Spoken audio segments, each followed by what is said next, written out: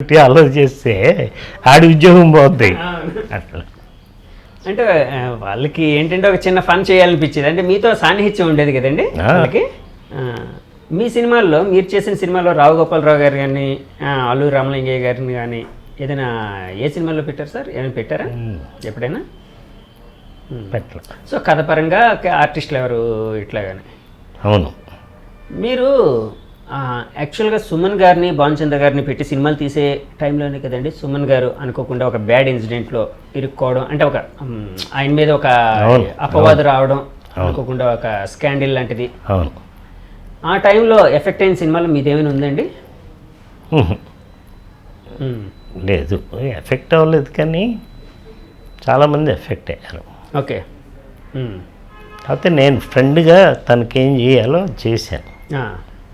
యాక్చువల్గా అది అంటే ఆయన బ్లూ ఫిల్మ్స్ తీశారు ఇట్లా అని కదండి, యాక్ట్ చేశారనండి. ఏంటి సార్ అసలు అది?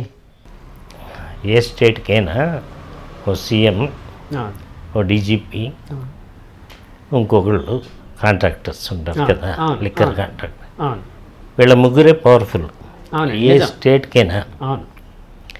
అక్కడ ఎంజిఆర్ పవర్ఫుల్, డీజీపీ పవర్ఫుల్. ఆయన డీజీపీ మలయాళీ, ఎంజిఆర్ మలయాళీ. ఒక లిక్కర్ కాంట్రాక్టర్ వడియార్, వాడు వెరీ పవర్ఫుల్. ఓకే. వీడి ఫ్రెండు, ఆడి ఫ్రెండ్ కమలాసన్లా ఉంటాడు, సుమన్ గారి ఫ్రెండ్. ఓకే. వాడు సమ్ రాష్ట్రపతికి రిలేషన్ అవుతాడు, అప్పటి రాష్ట్రపతికి. ఓ. వాడు వడియార్ కూతురులో చేశాడు. ఈ లిక్కర్ కాంట్రాక్టర్ ఎవరైతే ఉన్నారో వాళ్ళ డాక్టర్ని లవ్ చేశారు. మనందరికీ 32 పళ్ళు ఉంటాయి, దానికి 74 ఉంటాయి. వాడు ఎందుకు లవ్ చేశాడు పుడికి నాకు అర్థం కాదు. వడియార్ డబ్బంతో దొద్దేద్దామనా ఏంటో నాకు అర్థం కాల. Single time settlement. సుమన్కి ఏంటంటే ఆ డీజీపీ కూతురు వీటంటే ఇష్టం. సుమన్ అంటే ఇష్టపడేది డీజీపీ కూతురు. సుమన్ ఎక్కడ షూటింగ్ అన్నా డీజీపీ కూతురు అండి, లేకపోతే డీజీపీ. ఓకే. సుమన్ గారిని డీజీపీ కూతురు ఇష్టపడేది, వడియార్ గారి కూతుర్ని సుమన్ గారి ఫ్రెండ్ ఇష్టపడేవాడు. ఓకే. ఆడు అసలు బైక్ని తీసుకెళ్ళి ఇలా లేపేసి ఇలా తిరిగి ఇలా పెడతాడు. చాలా విన్యాసాలు చేశాడు సార్. ఆయన కూడా యాక్టర్ అండి? కాదు, అంటే ఏదో రాష్ట్రపతి మనోడో ఏదో. సరే. ఈ డీజీపీ కూతురు సుమన్ షూటింగ్ ఎక్కడుంటే అక్కడికి వెళ్ళిపోతాయి. అమ్మాయికి పోలీస్ ఎస్కార్టు అంతా కదా. దీనికి సుమన్కి ఏమి ఇష్టం లేదు, ఆ అమ్మాయి వన్ సైడ్ ఇష్టపడి. ఓకే. డీజీపీకి ఏంటంటే నా కూతురికి పెళ్ళయింది వీడితో తిరుగుతుంది అన్న ఫీలింగే. సో ఈ సిచ్యువేషన్లో ఏమైంది సార్? ఎంజిఆర్ గారు పిలిపించారు సుమన్ని. బాబు, నువ్వు యాక్టర్, చాలా భవిష్యత్తు ఉంది నీకు, నువ్వు సహనటుడివి, ఇలాంటివి అన్నీ ఉంటే నువ్వు దూరంగా పెట్టుకో అని. అప్పటికి ఎంజిఆర్ మాట్లాడే పొజిషన్ కాదు. ఓకే. ఆయన రాస్తాడు, ఇస్తాడు. వీడు చెప్తే వాళ్ళకి తెలుస్తుంది, కానీ ఆయన చెప్పలేడు. ఓకే. నాకు చెప్తాం కాదు, అది చెప్పాల్సింది అమ్మాయికి అని చెప్పి ఇతను స్మూత్గానే చెప్పినా అది ఆయనకి ఇష్టం లేదు, ఆయన చెప్పిన విధానం. దాంతో ఒకరోజు ఎక్కడో అమీర్పేట లాంటి సెంటర్లో ఏదో బీభత్సం చేశాడు అని పోలీసులు పెట్టారు కేసు. అంటే కాదు సార్, ఇప్పుడు ఎంజిఆర్ గారు సుమన్ గారికి చెప్పారు, సుమన్ గారు అయితే ఆయన వైపు నుంచి ఎలాంటి లవ్ లేదు ఆ అమ్మాయి మీద. అది మనకు తెలుసు, వాడికి తెలుసు, సుమన్ గారికి తెలుసు. కానీ అవతల ఆయనకి, అంటే అమ్మాయి ఫాదర్కి సరే ఇంకా ఏదో ఉందనే ఒక కంక్లూజన్. వాళ్ళు ఏమనుకుంటారంటే మా అమ్మాయి వస్తే నువ్వు దుబాయ్ అనొచ్చు కదా అనే టైప్లో ఉంటుంది. మీ అమ్మాయిని నువ్వు చేసుకోలేవు, ఎదురువాడి మీద పడతావు, అట్లా జరిగింది అది. ఇంకా అప్పుడు అరెస్ట్ చేశారు. వాళ్ళ అమ్మగారు అప్పుడు అలెగ్జాండర్ అని గవర్నర్ ఏడీసీ, అవునండి. ఆయన పవర్ఫుల్. వాళ్ళ తర్వాత అమ్మగారు ఆయన కూడా గవర్నర్గా చేసినట్టున్నారు కదా సార్, అలెగ్జాండర్ గారు కదా. ఆయన వాళ్ళ అమ్మగారి క్లాస్మేట్. సుమన్ గారు వాళ్ళ అమ్మగారి క్లాస్మేట్. తను చెప్పుకుంది. యాక్చువల్గా ఆ కేసులో 1 year దాకా బయటకు వస్తానికి లేదు. ఏ కేసు పెట్టారు సార్ ఆయన మీద? ఏదో పబ్లిక్లో న్యూసెన్స్ చేశాడు. పబ్లిక్ న్యూసెన్స్ అండి. అంతే. మరి ఏంటి సార్, ఆయన చాలా ఘోరంగా బ్లూ ఫిల్మ్లు, అంటే అప్పట్లో బ్లూ ఫిల్మ్ అనేది చాలా అవి బయటికి చెప్పరు కదమ్మా. కాదు సార్, అనుకునేవారు. మీడియా అలాగా లెవెల్లోని పేపర్లో వచ్చినాయి అవి ఇవి అన్నీ అబద్ధాలే. బట్ డెఫినెట్గా వాళ్ళ ఫ్రెండ్కి వీడియో షాప్ ఉంది, అప్పుడు క్యాసెట్స్. అక్కడికి చాలామంది అమ్మాయిలు వస్తూ ఉండేవారు. అది పైగా చాలా పెద్ద prime place. Adyar gate hotel ఆపోజిట్లో వాళ్ళ ఇల్లు. అక్కడంతా చాలా కాస్ట్లీ. అక్కడ ఉండేవాడు. అక్కడ వీడి సాయంత్రం షూటింగ్ అయిపోయినాక ఇంకోటి, ఎంతైనా హీరో కదా, వెళ్తాడు, అందరూ అభిమానిస్తారు. క్రేజ్ అనేది ఉండేది. అవును. పైగా వీడు చాలా అందగాడు. అవును. అవునండి. అవును. చాలా అందగాడు. అవును. అప్పుడు రకరకాలు అనేవారు. యాక్చువల్గా వీడు అరెస్ట్ అవుతాడని రామానాయుడు గారికి ముందే తెలుసు. మరి ఆయన సర్కిల్ వేరు కదా, ఆయనకి ఇన్ఫర్మేషన్ వచ్చింది ఉంది. అప్పుడు సుమన్తో తీయాల్సిన సినిమాని ఆపేశాడు, షూటింగ్ స్టార్ట్ చేయలే. ఓకే. అంటే కొంచెం హై లెవెల్లో కొన్ని విషయాలు తెలుస్తూ అదే అదే. అవునండి. అవును. సో అది బయటికి చెప్పకుండా ఆపేశారు. తర్వాత తెలుస్తాయి కదా. అవునండి. అవును. సో సుమన్ గారు వాళ్ళ మదర్ సహాయంతో ఆయన అలెగ్జాండర్ గారికి, అంటే అప్పుడు గవర్నర్ గారికి ఫ్రెండ్ అవ్వడం వలన ఏడీసీ, సో ఆ విధంగా బయటపడగలిగారండి ఆయన. కానీ జైల్లో ఉన్నారు కదా సార్ చాలా కాలం. జైల్లో ఉన్నాడు. జైల్లో ఉండగా తనకి బెయిల్ ఇచ్చారు. బెయిల్ రాకూడదు, రాదు ఆ చట్టంలో, ఆ సెక్షన్లోనే. ఓకే. రాదు. వాళ్ళ అమ్మ అదృష్టం. వాళ్ళ అమ్మ ఎప్పుడు దేవుడిని, తన విద్యనే నమ్ముకుంటుంది. తన కొడుకుని బాగా చూసుకోవాలి అనేది వాళ్ళ మదర్ యాంబిషన్. సో ఈవిడ గవర్నర్ని కలుస్తూ ఇవన్నీ చేసేది. మొత్తానికి 2-3 monthsలో బయటకు వచ్చాడు. ఆ కేసులన్నీ మాఫీ అయిపోయి కదండి. అప్పటికి అవ్వలా. అప్పుడు కావలేదు నేను చెప్పే అప్పటికి. అది 85 ఎప్పుడో. నా డాకు 84 అయిపోయింది. ఓకే. 85లో ఇన్సిడెంట్ జరిగింది. అప్పుడు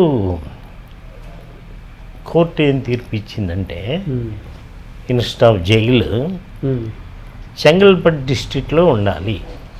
ఓకే అని పెట్టింది.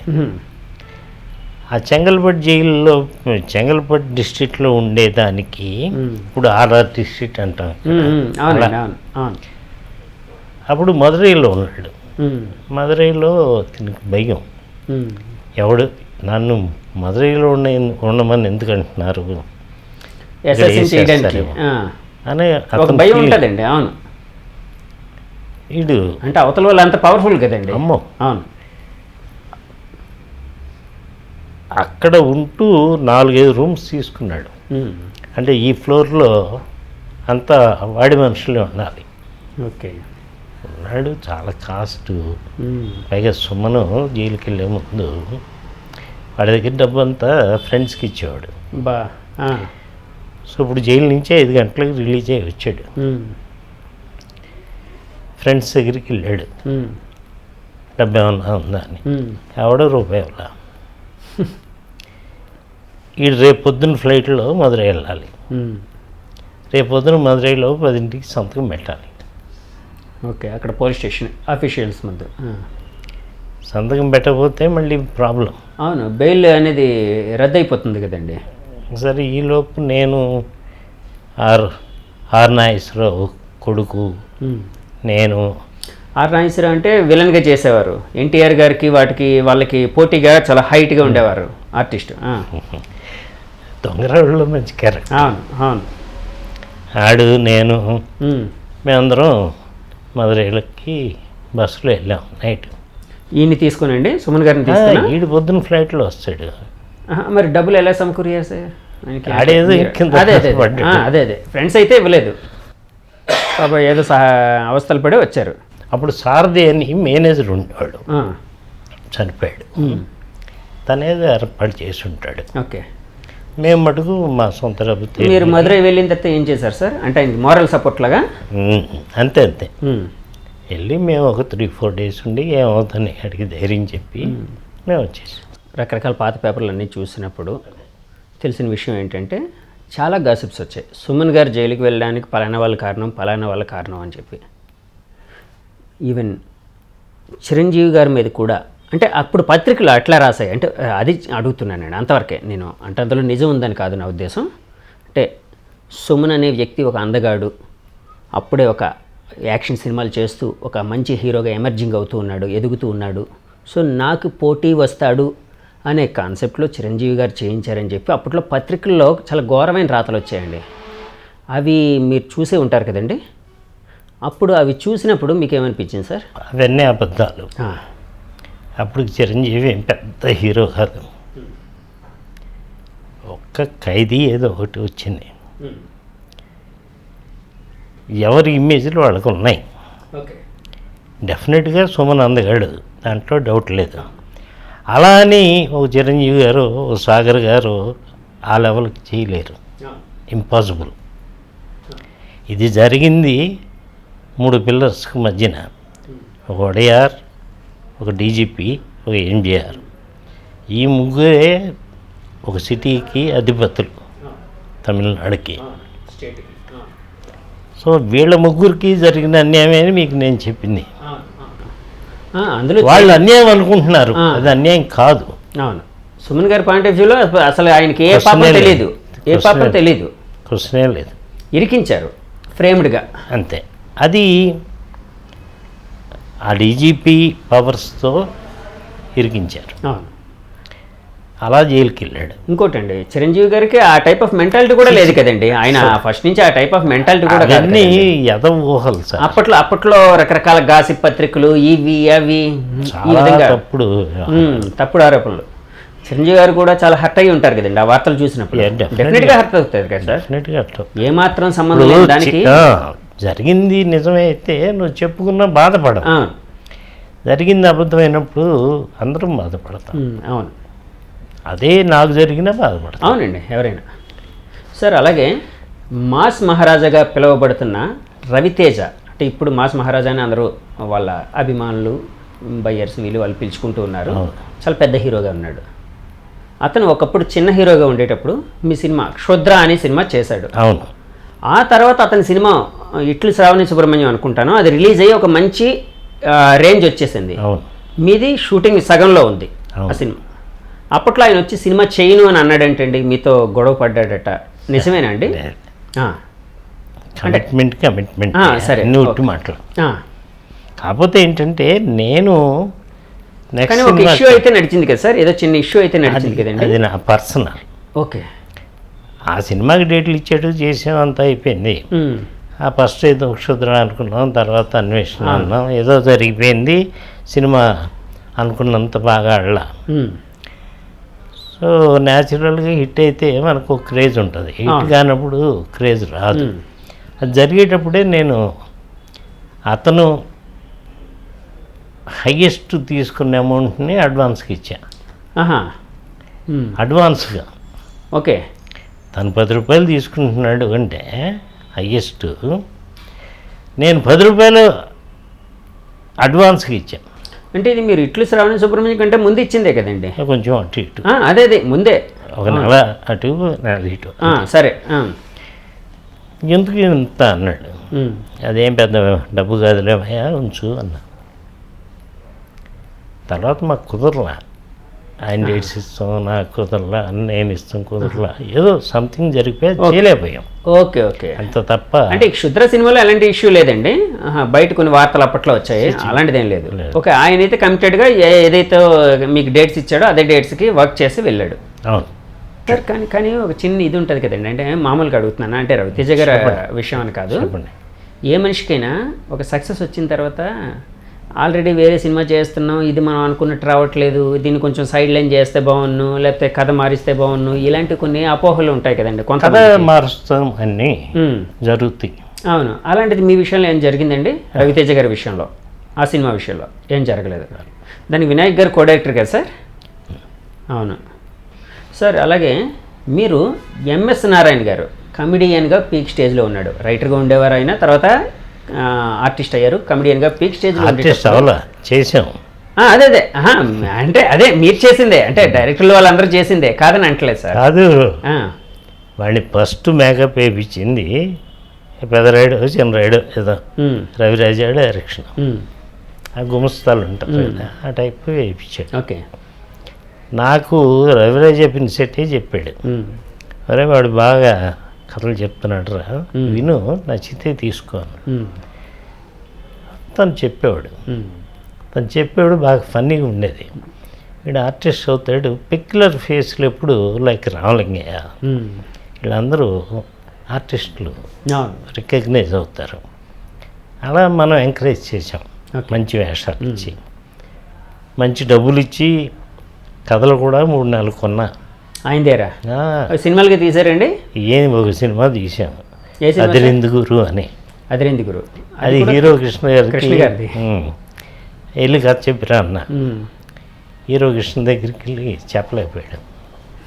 ఫస్ట్ టైం మీట్ అవ్వడం వల్ల, ఫియర్ వల్ల. ఓకే. ఆడేవాడే కథ చెప్తాను, కథ చెప్పలేకపోతున్నాడు. లేదు నేను చెప్తాను అని తర్వాత నేను వెళ్ళి చెప్పా. ఓకే. ఎవరికైనా ఫస్ట్ ఒక చిన్న అదే అండి, అవును, ఫియర్ అనేది ఉంటుంది కదా సార్. సార్ అలాంటి వ్యక్తిని మీరు ఒక షూట్లో కొట్టారంటే నిజమే అండి? ఎందుకు సార్, ఎందుకు కొట్టారు? ప్రొడ్యూసరు ఈవినింగ్ వచ్చి 10,000 ఇస్తా అన్నాడు వాడికి, ఆయనకి మీ సినిమాలో యాక్ట్ చేస్తున్నందుకు. ఇది అడిగాడు, ఊరు వెళ్తానండి. అదే, అవును. సాయంత్రం పంపిస్తాను, ఆయన రాడు ఎక్కడికి బయటికి. సరే మందు వేసాడు, తింటున్నాడు, ఇది జరుగుతుంది. వీడు రాడండి ప్రొడ్యూసరు అని కొంచెం అమర్యాదగా మాట్లాడు. మందెక్కిన నిషాలో. ఓకే. చెప్పా, వద్దు, అది ఆయనకి తెలిస్తే నువ్వు అయిపోతావు, నోరు మూసుకున్నాడు. నీకు డబ్బే కదా అని ఇస్తాను, వదిలే ఇంకా టాపిక్. మీరు ఇస్తారు, నేను తీసుకుంటాను సార్. ఎందుకు ఇవ్వడు